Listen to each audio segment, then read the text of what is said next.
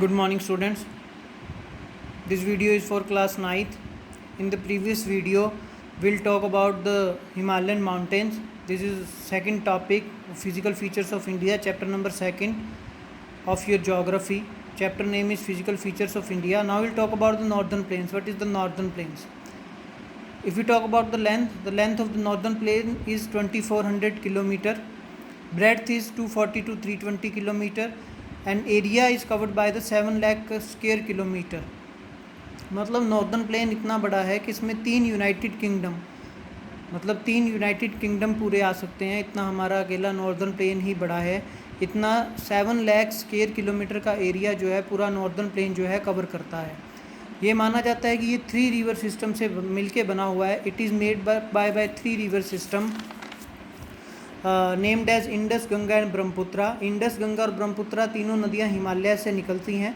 हिमालय से निकलने के बाद जब ये माउंटेन से निकलती हैं तो ये माना जाता है पिछले कुछ टाइम में जब डैम्स नहीं होते थे तो ये माना जाता था कि ये अपने साथ सैंड, सिल्ट, क्ले को ला के उनका यहाँ पे डेपोजिशन करती रही, क्योंकि एक प्लेन एरिया था. यहाँ पे आने के बाद पानी का जो रिवर जो वाटर का जो फ्लो था वो स्लो हो जाता था. स्लो होने के बाद जो सैंड, सिल्ट, क्ले अपने साथ लेके आती थी उसका डेपोजिशन करता था. तो ये 5000 या 6000 ईयर्स में इस पूरे नॉर्दर्न प्लेन का फॉर्मेशन हुआ है. नॉर्दर्न प्लेन की सबसे बड़ी बात यह है कि ये एक डेंसली पॉपुलेटेड रीजन है. It consist of the fertile soil named as the alluvial soil. सबसे अच्छी क्वालिटी की सॉइल पूरी इंडिया में इसी रीजन में मिलती है और फर्टाइल सॉइल है जिसे एल्यूवियल सॉइल बोला जाता है. सो it is also called the fertile plain. तो उसे फर्टाइल प्लेन के नाम से भी जाना जाता है. It is densely populated physiographic division. Densely populated की पॉपुलेशन जो है इस एरिया में बहुत ज़्यादा जो है वो रहती है और फर्टाइल सॉइल होने के कारण पॉपुलेशन बहुत अच्छी रहती है. वेदर भी बहुत अच्छा रहता है. इस कारण से पॉपुलेशन भी बहुत ज़्यादा है. पंजाब हो गया, Haryana, some parts of the Uttar Pradesh, Delhi, some parts of the Gujarat, some parts of the Rajasthan, सभी इसी के अंदर आते हैं. So it is called the northern plains. Northern plains को अब 3 कैटेगरी में डिवाइड किया गया आगे, the Punjab plain, the Ganga plain and the Brahmaputra plain. इसे समझने के लिए जैसे हिमालयस को हिमाद्री, हिमाचल और शिवालिक में डिवाइड किया गया था, वैसे भी नॉर्दर्न प्लेन्स के 3 पार्ट किए गए हैं, the Punjab plains, the Ganga plains and the Brahmaputra planes.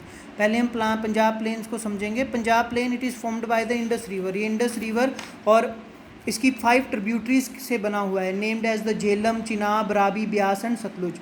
Punjab का नाम भी इसी पे पड़ा है. पंजाब मतलब कि अगर हम इसे ब्रेक करते हैं तो बन जाता है पंज प्लस आब.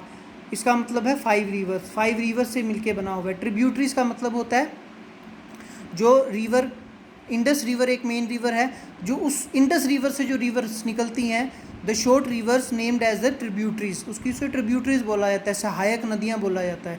तो वो ट्रिब्यूटरीज होती हैं. इंडस की ये 5 ट्रिब्यूटरीज हैं जो पंजाब में से निकलती हैं, जैसे झेलम है, चिनाब है, रावी है, ब्यास है, सतलुज है. ये 5 नदियाँ पंजाब से होकर निकलती हैं. इसी का नाम जो है पंजाब 5 आबों वाला, 5 नदियों वाला, इसी का नाम इस पर ही पड़ा है.